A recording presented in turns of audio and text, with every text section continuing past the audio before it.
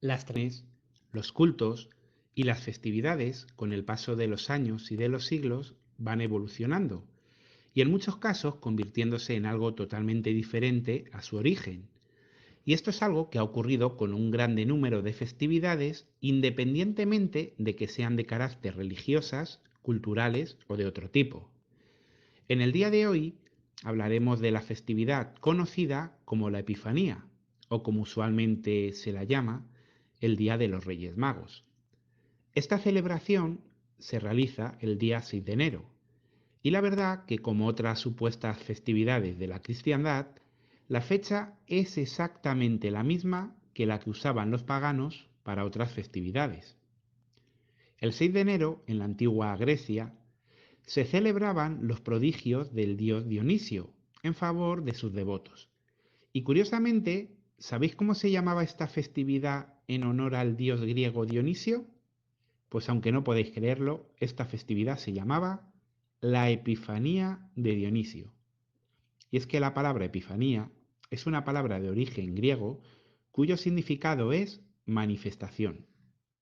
La cristiandad afirma que la llegada de los magos de Oriente a causa del nacimiento de Jesús de Nazaret provocó la revelación o manifestación, epifanía en griego, de Jesucristo a los paganos.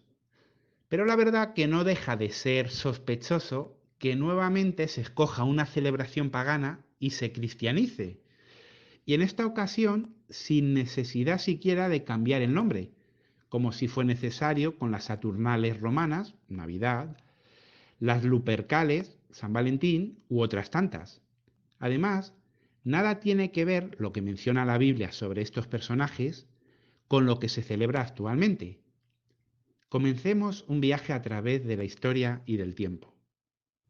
Lo primero que tenemos que mencionar es que tan solo en el capítulo 2 del Evangelio de Mateo vamos a encontrar información acerca de estos personajes.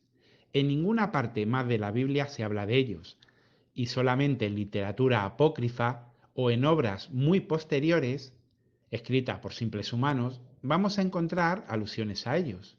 Pues bien, ahora analicemos algunos datos interesantes. Si os preguntara cuántos magos eran, ¿qué me responderíais? Muchos quizás contestéis que 3, pero fijaros lo que menciona la Biblia en Mateo capítulo 2 versículo 1.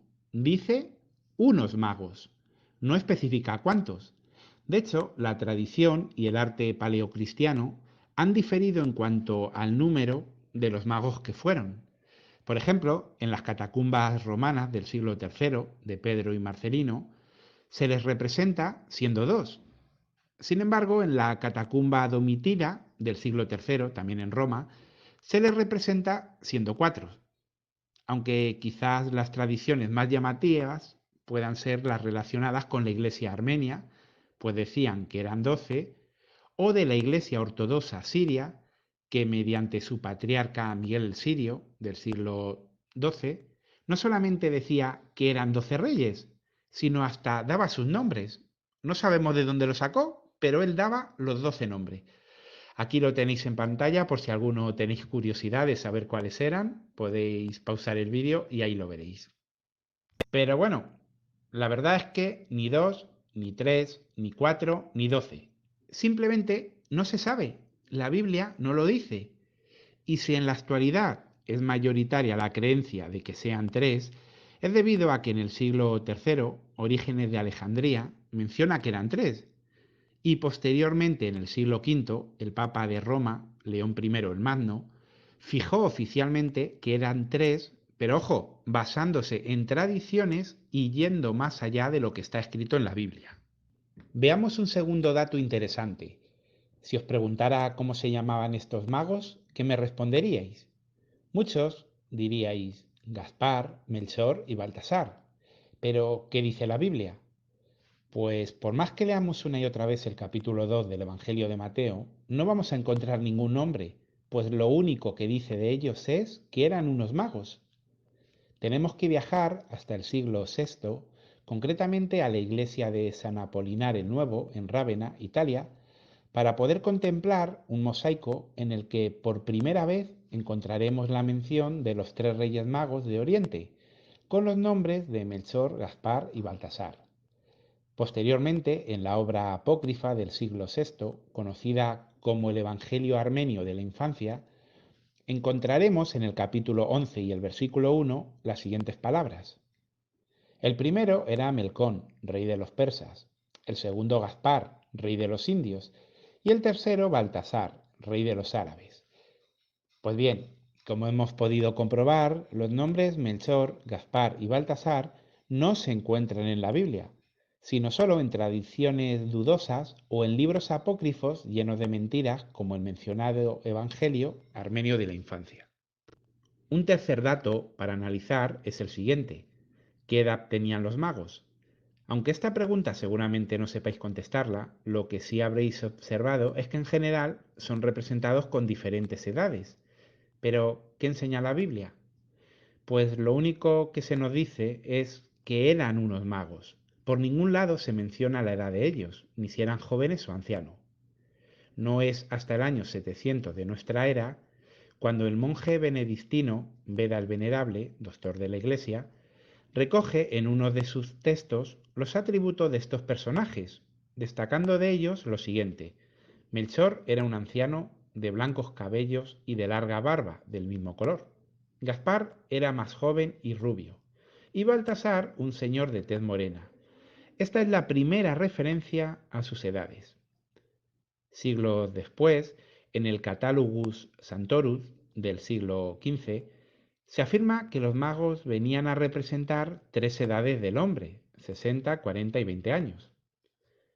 Lo que podemos ver es que nuevamente, siglos después, van más allá de los escritos, van más allá de lo que dice las Sagradas Escrituras, con especulaciones sin ningún tipo de fundamento ni apoyo histórico.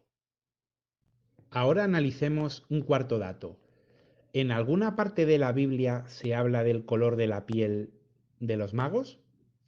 ¿En alguna parte de la Biblia se menciona que hubiera uno de los magos que fuera de raza negra o que los otros fueran de raza blanca? La respuesta es un rotundo no. Es interesante de que la idea de que uno de esos magos era de raza negra se remonta mucho tiempo atrás. De hecho, como ya vimos anteriormente, en el año 700 de nuestra era, el monje benedictino Beda el Venerable ya hablaba del color de la piel de Baltasar. Sin embargo, en la mayoría de representaciones que hacían de él, en la Edad Media, le representaban de raza blanca. Tenemos que remontarnos al siglo XV para que se le empiece a representar de raza negra. Una de las primeras obras en que aparece un mago negro es en la pintura de Hans Memling de 1470, en su obra Tríptico de la Epifanía, que actualmente se encuentra en el Museo del Prado de Madrid. Memling quiso representar los tres continentes conocidos hasta aquel momento para subrayar que Jesús se encarnaba para redimir a todos los hombres sin distinción en su procedencia. Así, los tres reyes representaban Europa, Asia y África, y el representante africano tenía la piel negra para no dejar duda de su procedencia. Aunque puede sonar muy bonito, muy cultural, pero el tema es que una vez más nos encontramos con datos y representaciones artísticas que nada tienen que ver con la Biblia y que solo están apoyadas por textos de muchos siglos después y en el testimonio de hombres que aportan datos sin ningún tipo de apoyo histórico. Ahora investiguemos un quinto detalle. ¿Dónde dice la Biblia que fueran reyes? ¿En ninguna parte? En algunas traducciones se vierte que eran magos y en otras que eran sabios o astrólogos, pero desde luego en ninguna se dice que fueran reyes. Y es que, como bien reconoce la Enciclopedia Católica Online, ningún padre de la Iglesia sostuvo que los magos tenían que ser reyes. O sea, Tertuliano, en su obra Contra Marción, dice que fueron casi reyes. Y exacto, fue Tertuliano en el siglo III que tras leer y analizar el Salmo 72, 10 y 11, llegó a la conclusión de que estas palabras profetizaban a estos astrólogos y por lo tanto eran reyes, aunque nadie antes había dado esa interpretación, puesto que en el Evangelio de Mateo al referirse a ellos, no se emplea la palabra griega para reyes, que es basileus, sino la palabra magí, el plural de la palabra griega magos, que en cualquier obra de consulta o en cualquier diccionario de griego nos va a decir claramente que su significado es un mago, un astrólogo. Por citaros alguna fuente, aquí tenéis la definición de esta palabra en el muy respetado diccionario de Strong. Así que no eran sencillamente unos sabios, como dicen algunas versiones de la Biblia, sino que eran magos o astrólogos. El diccionario exegético del Nuevo Testamento explica que el término griego original se deriva del nombre de una tribu que en la religión persa desempeñaban funciones sacerdotales y se ocupaba del estudio de la astronomía o la astrología.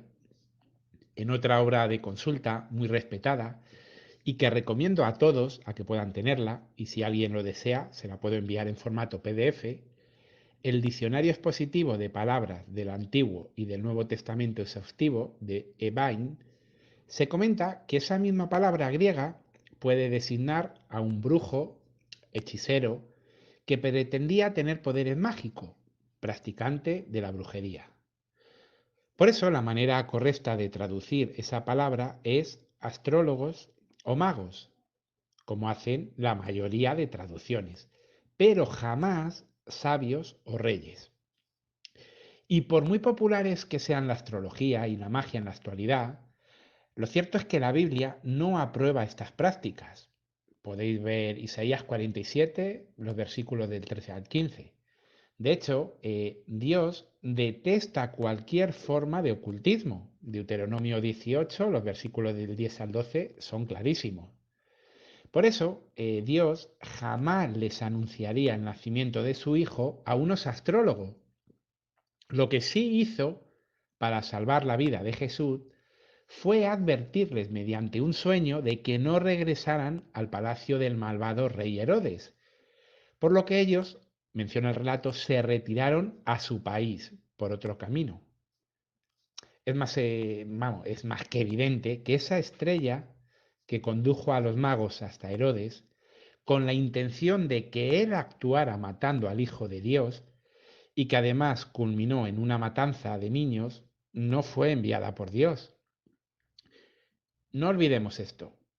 No eran reyes, eran magos.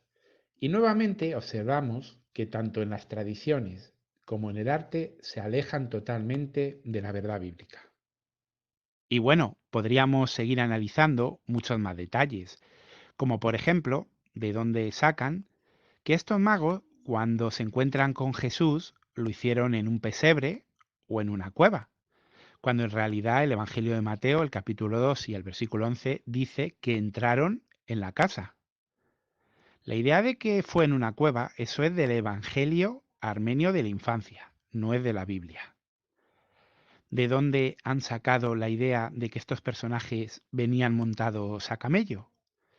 De hecho, hay contradicciones, porque muchas veces se les ha representado también a cada uno montado en un animal diferente, a uno en un camello, a otro en un caballo y al otro en un elefante. Y la verdad que hay muchos más detalles que podríamos analizar, pero no queremos alargar innecesariamente este documental. El propósito era mostrar que esta festividad, que se llama la Epifanía, conocida como los Reyes Magos, no tiene nada que ver con los relatos que se mencionan en la Biblia. Como dijimos al principio, el 6 de enero lo que se celebraba era la Epifanía, pero no la Epifanía cristiana, no, la Epifanía del dios Dionisio. Y como tantas y tantas fiestas del paganismo, fue cambiada y cristianizada para darle una forma que pareciera más bíblica, pero su base era del paganismo. Hemos visto que todas las costumbres y todo lo que se ha dicho sobre estos personajes está basado en tradiciones, en apócrifos, que no tienen ningún fundamento, ni bíblico ni histórico. Ni se sabe el nombre de ellos, ni se sabe la edad, ni se sabe la raza, ni se sabe exactamente de dónde eran. Hemos visto que no eran reyes, que eran magos, astrólogos, que además es una práctica que la Biblia condena. Hemos visto precisamente cómo termina el viaje de estos astrólogos, de estos magos. Termina en un intento de asesinato por parte de heredores de Cristo Jesús. Termina en una matanza de niños. Desde luego que no es algo para festejar. En realidad, tendría que ser un día de luto, porque lo que fue una verdadera tragedia. De hecho, la Biblia nos habla de muchas festividades. Por ejemplo, la Pascua judía, la fiesta de las cabañas. Jesús mismo instauró que se celebrara su muerte en el 14 de Nisan, pero no vamos a ver por ningún lado que se celebre la Epifanía o los Reyes Magos. En la historia eclesiástica de los primeros siglos tampoco hay ningún tipo de celebración.